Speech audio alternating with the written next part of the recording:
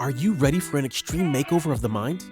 With the producer and host of A Better You podcast, the transformational coach whose assignment is to challenge people to change, grow, and evolve into the individuals they were created to be. Here is Dr. Anthony McFarland, providing you with practical tools and wisdom for everyday life challenges for you to win in life, relationships, and finances. Hey guys, welcome to A Better You. I'm Anthony McFarland, and this is the platform where I challenge people to change, grow, and evolve into the person that God has created them to be. The whole objective on this journey called life is to be the best version of yourself.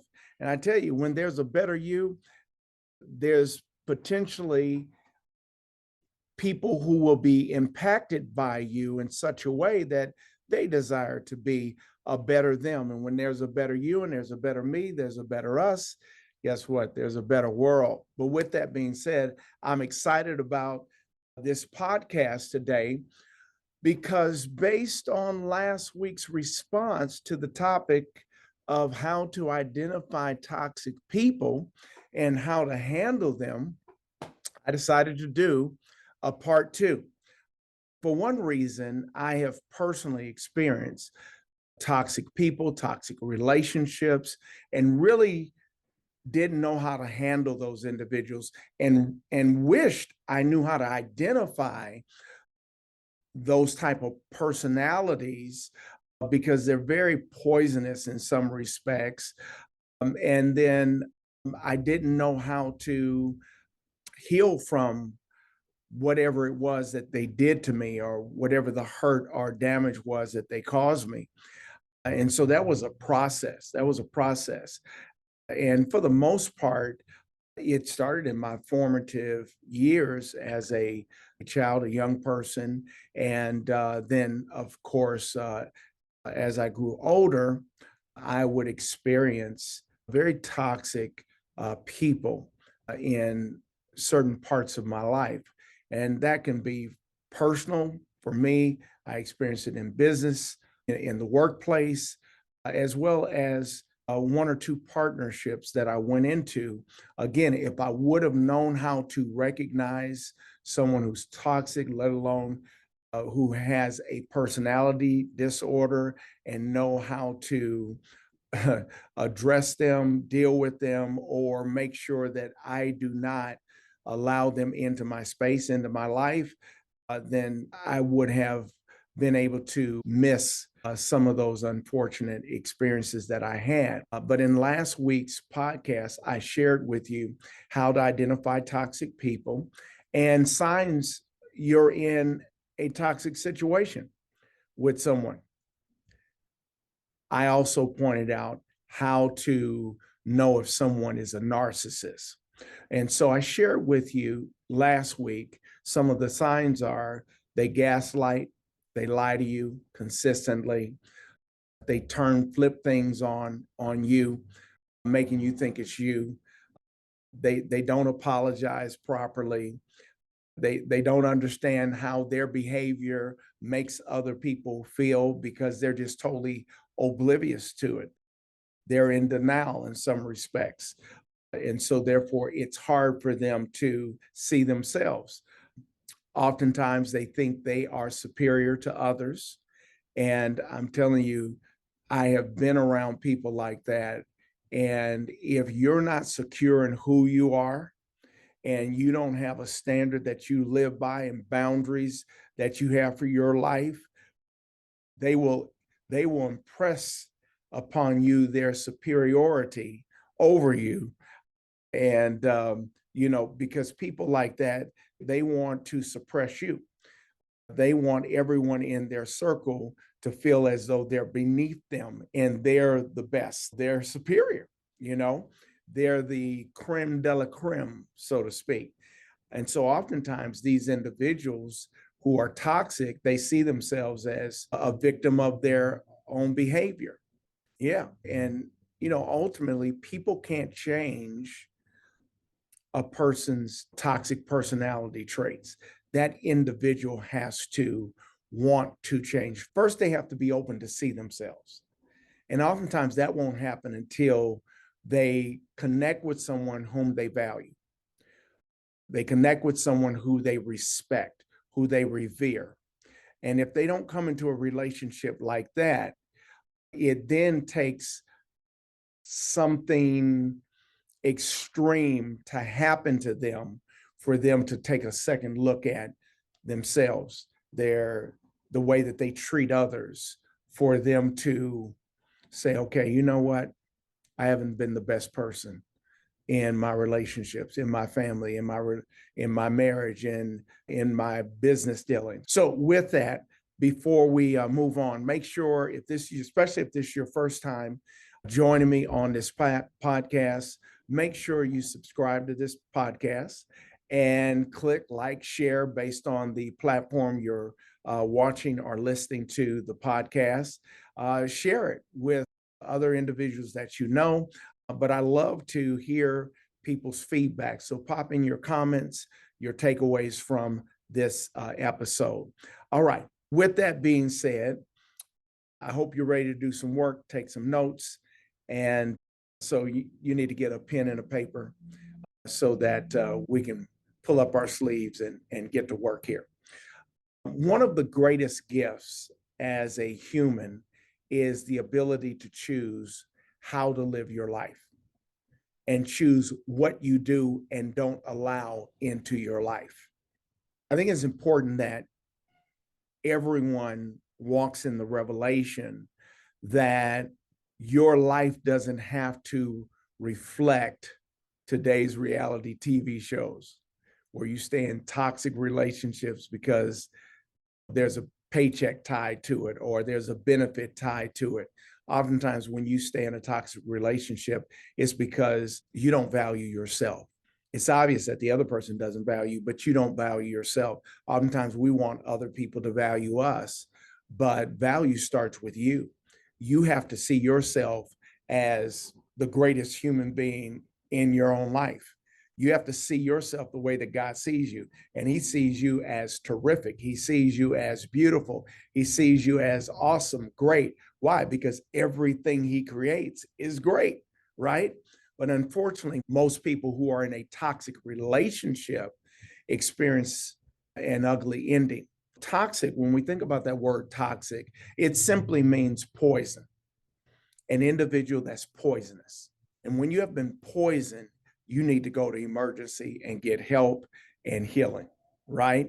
So it's important that you understand that toxic people create issues and escalate problems, often seeing themselves as the victim, not realizing they're the one that's victimizing people.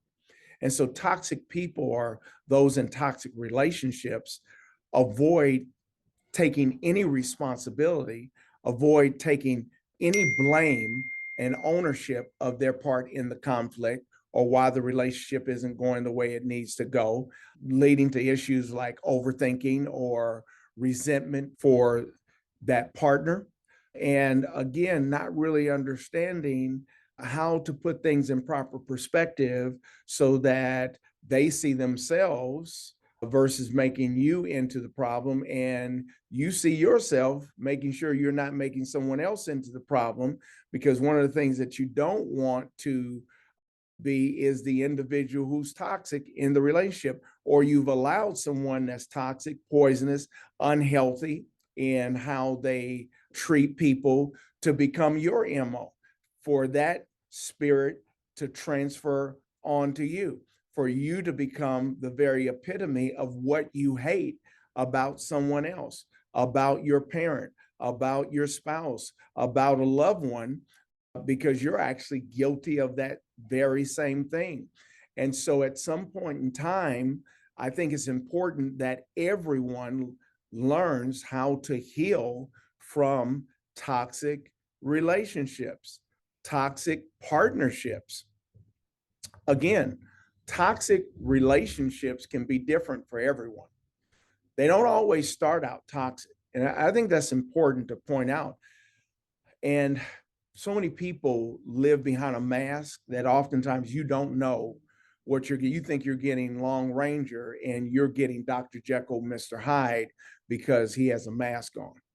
And so most people live their life with a mask on. They're not true to themselves, and nor do they really show other people themselves. So you start out in these relationships, you start off good. Again, everything starts off good, but in time, the real person comes out.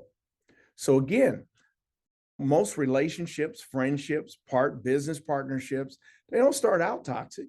So it can be kind of tricky to identify if you're in an unhealthy relationship. Even if you have identified it, it can be really hard to leave the person, leave that partner, leave that friendship for many different reasons. While everyone's recovery is different, I want to share with you how to heal from these toxic encounters that you may have had or you're having. One of the first points, or the starting point, is you have to choose to love yourself and then choose to end a toxic relationship. Yeah. First starts with you valuing you, saying, you know what? I don't deserve this. I'm better than this. Not that you're better than them, but I'm better than this. And I love me enough not to allow someone else to degrade me, to allow someone else to run over me, to allow someone else to disrespect me, to allow someone else to blatantly lie to me over and over again and be dishonorable. Look, I choose not to be in an unhealthy relationship like that. And here's the deal, based on how close you are to the person, and especially if it's an intimate relationship, marriage, man, it's hard to choose to leave that relationship. Why? Because you're locked in, you're tied in. I call it a soul tie. And so it's hard for you to do right by you or to stand up for yourself and say to that person, I will no longer allow you to treat me like that. It's unacceptable. Being in a friendship, business partnership is different from being in a marriage or within a family construct, right? So, again, if you're thinking about leaving or have recently left a toxic relationship, I think it's important that you understand that it's a process. There's steps to this thing. And I think one of the things that's so important that everyone needs to understand, and that is, first, you need to ask God to give you some insight in how to address this unhealthy relationship, what you need to do and how you need to go about doing it. And then ask God to heal you from the pain of that relationship, as well as seek counsel if necessary to get rid of the residue of the negative, dark behaviors you experience in that relationship and the pain that they've caused you.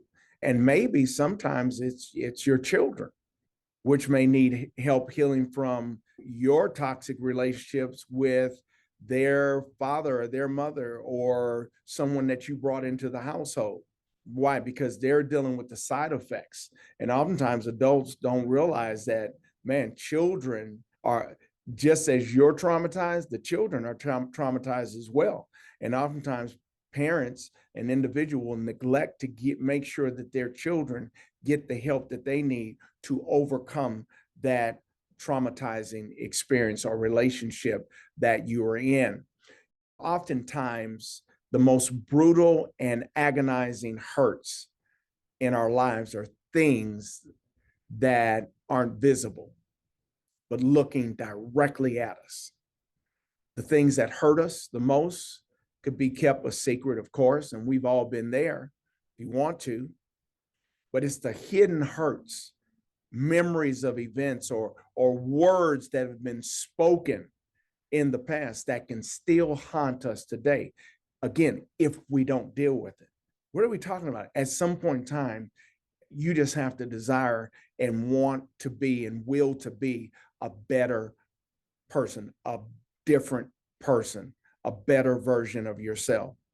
And so when we think about just the things that may haunt us today from experiences and encounters that we've had with people in the past. For some people, these things may be memories of abandonment. For others, abuse, physical or mental abuse, verbal abuse. Maybe it's the pain of ridicule or criticism from someone whose affirmation you once sought, but you never got it. And this is oftentimes the reason why we are afraid to leave or remove toxic people from our lives, even when it's within our family construct. Here's the truth. Everyone has hidden hurts. Everyone has, I'd probably say 95% of human beings has at least one emotional scar from their past childhood or adult relationship that they refuse to talk about. They don't want to address it, and they don't want to get help to overcome it. And so it's like a lingering cold from a flu, and your immune system has been affected, but you won't go get the help, get the medicine that you need to rebuild your immune system and get that virus out of your system. You just choose to live with it. Does that make sense? I don't know if that's a good analogy, but that's just what came to me to give as an example. And so oftentimes we fail to realize that we're responsible for taking responsibility for our lives. But whatever that thing was or is to this day, it doesn't mean that you have to tolerate toxic personalities, nor allow someone to have control and power over how you feel, you think, and you do life. You are responsible for your very existence and how you think, feel, behave, and navigate your life. No one else has that responsibility but you and I. We have that sole responsibility to be responsible for what we do and what we don't allow in our lives. If you want people to treat you good, this is just a sidebar. If you want people to treat you good, oftentimes you have to teach them or train them. Don't let your self-worth depend on someone else's view and value of who you are as a person. And for someone, this is just coming to me, maybe who you are even as a parent. Maybe there's some things that you did to hurt your children or blow a relationship. Well, once you've owned it, you've taken responsibility for it to the best of your ability, you've asked individuals in your family or whatever to forgive you, all you can do is move on from there. All you can do is move on from there. But don't let your self-worth depend on someone else's view. You have to understand that it's important that you maintain your power and not give it away. You're not going to give it away. You'll need to create boundaries for yourself, which will prevent other people from violating your life, violating your space, hurting you. So here's the good news that I think everyone needs to hear. And that is, God wants to heal you from all your hurt, even the ones that are hidden. And today is the day that you can begin that healing process. You know, I love what Psalms 147:3 says. It says, God heals the brokenhearted.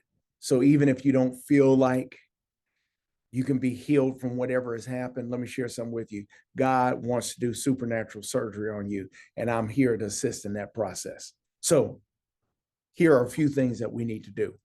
And that is, be honest with yourself and say, okay, I need to reveal whatever it was that hurt me, whatever it was that they did to scar me. And so again, that healing process begins by being honest about what needs healing. One of the things that I've learned over 27 years counseling, 18 or so years coaching, and that is this: you're never going to experience the healing you're looking for until you face your feelings and emotions and what happened to you. See, there's a real healing process that begins with confession and reflection. What am I saying? We need to be willing to articulate the ways that we have experienced hurt, our pain from relationships. One of the things that the Bible talks about, the problem of stuffing our pain down and not dealing with it. Psalms 39, 2 and 3 says, I kept very quiet, but I became even more upset. I became very angry inside. And as I thought about it, my anger burned. You see, my friend, holding on to the hurts of the past and what people has done to you is like carrying hot coals in your heart. You're the one who's going to get burned. When you stuff your hurts down, they don't heal, they fester, and the wound gets worse. Not only does this prolonging the pain, but it stifles your energy and your ability to move forward in life. It stifles your ability to grow as an individual, to be a better or the best version of yourself. There's another scripture that says in Psalms, when I kept things to myself, I felt weak deep inside me. I moaned all the day long. Why? Because the psalmist, the individual, refused to confront what had hurt them. Now, here's a twist to making up your mind. You're going to go through the process and heal and grow from what has tried to hold you back. And that is, don't blame yourself. Because sometimes someone will say, or you will say to yourself, you know what?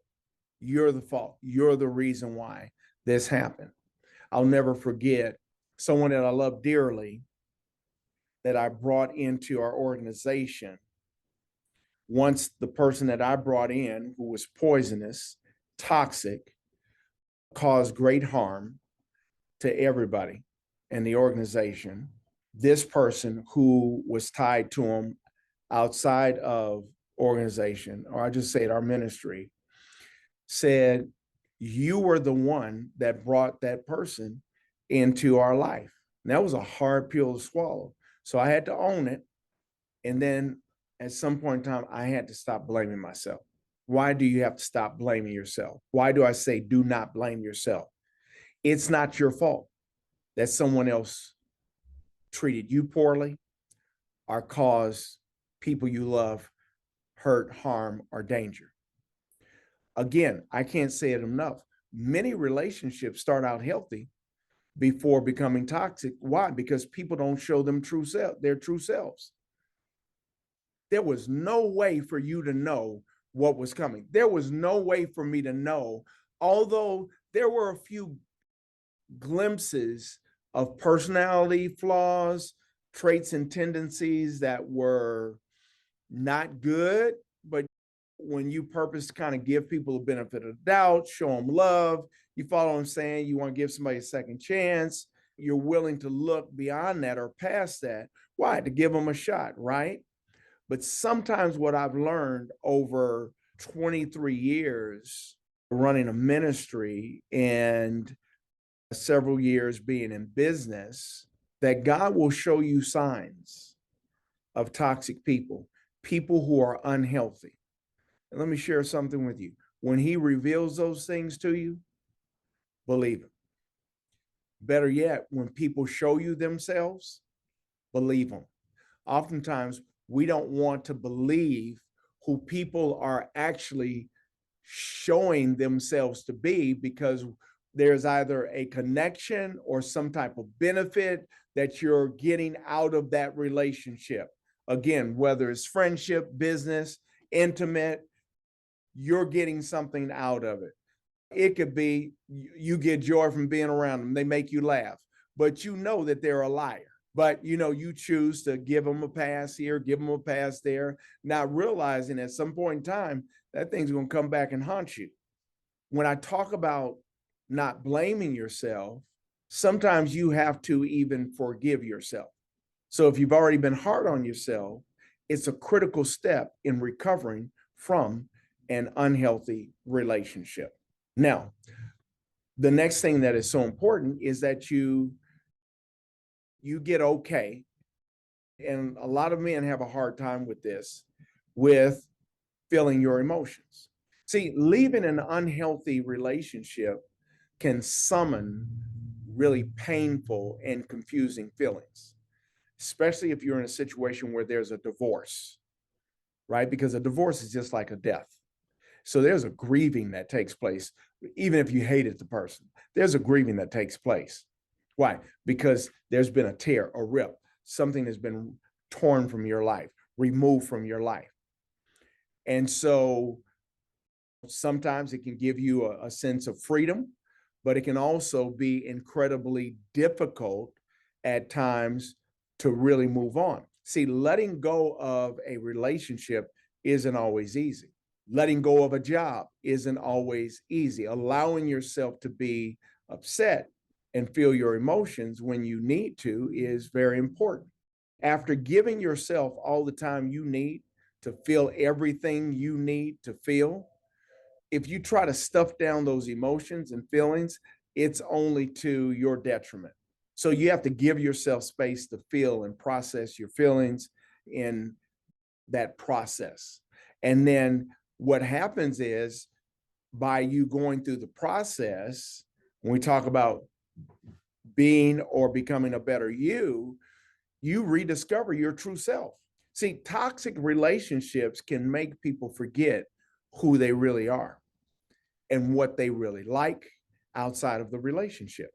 Why? Because you're entangled. You're threaded into each other's lives. And so it's just like a wire box. Man, you got a bad wire in there, but it's become a part of your norm. Once you're out of an unhealthy relationship, it's time to prioritize your happiness and get back to doing the things that you love to do and being around the people that you love to be around. Because if you listen to the last podcast, oftentimes, especially a narcissist, you won't even really recognize it, although friends or family will tell you. They'll remove you from being around people who actually love you. See, here's what you have to realize. You were someone before that relationship, and you are still someone after the relationship. So what are we talking about here?